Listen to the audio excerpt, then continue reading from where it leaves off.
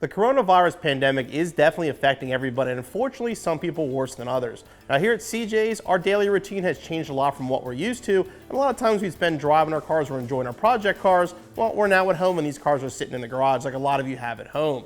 Now what we're going to do now though is take a look back at some of our favorite times we've had with our cars when we're able to drive them and enjoy them, because before we know it, we'll be able to do that again. So sit back, take a look at some of our best videos of us behind the wheel of our Project Mustangs.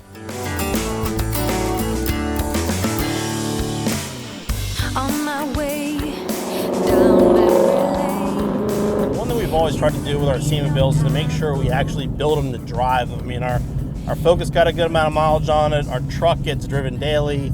The Stealth Gray Mustang, the EcoBoost we built a few years ago, I drove that car to California and back. You know, we want to make sure the cars look cool, but they also do what they're supposed to do. I mean, in this car, obviously the looks was very important, but we wanted to make sure the car was very drivable, because we do plan on putting, I'm guessing we're going to put 10,000 plus miles on the car this year. We are going to drift it. I mean, that was kind of the whole goal of building it, was to build it as a drift style car. That's what Ford wanted to see. And you know, we're working right now with Jonathan Nairn Racing. They're going to work with us to get the suspension set up a little more A-arms, different style A-arms, so we have a little more of a steering angle, so the car will be a much better drift car when it's done. The suspension right now has got coilovers on it. Still rides really, really nice. The suspension in the rear is beefed up. It's all UPR. It's got spherical bearings in it. So you hear a clunk here and there, but that's normal for a bearing versus a bushing. And again, we need the strength when the car's going sideways. The urethane is just not going to cut it.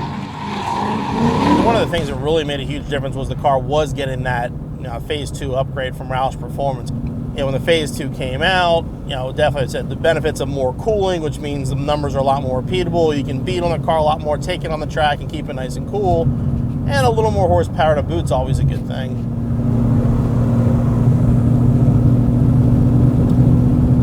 The car is great to drive. I mean, it is comfortable. It does drive nice going down the road, and the attention we get's awesome. Like, you know, we love the thumbs up from people as we're just driving down, people sticking their phones out, trying to get pictures of them.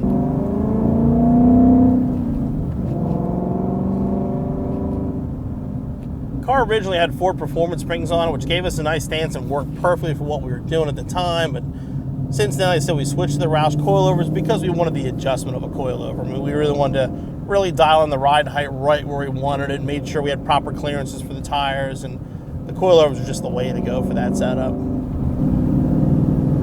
Now, it is definitely right now an all-around performance car. I mean, it's fast, rides decent still, and handles amazing, and stops on a dime.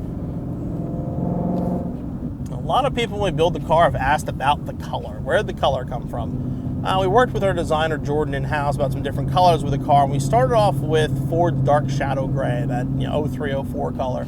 Always was a fan of that. We took that and just made some small tweaks to it just to kind of make the color our own, and it definitely turned out really, really nice on the car.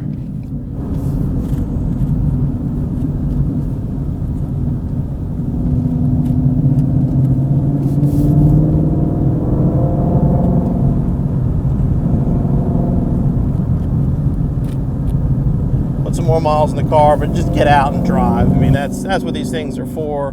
You know, car shows and all are cool, but you know, to me, what these cars are about is driving. Get out on the road and just putting some miles on. So, you call it a street car, but this thing is really a dual-purpose automobile if I've ever seen one.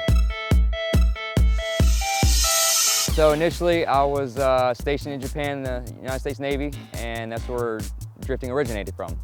That's more or less how I got into it.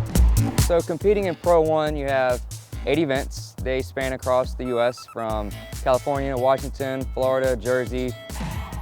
First event we had it out to, this street car was, running with other, professionally built drift cars. My teammate Tyler's being one of them out there. Vaughn and Chelsea, they're in Mustang guys. We were all running door to door, and it was just a blast, and we drove it to dinner afterwards. Me personally, I seen it at SEMA, and I didn't see a driver's name on the door. And I'm like, who's gonna be driving that car? We added that shit. We didn't have one at the time. We didn't have one. We were working on it. So I was like, who's gonna be behind that wheel? I was like, because I really want to drive this car because it's badass.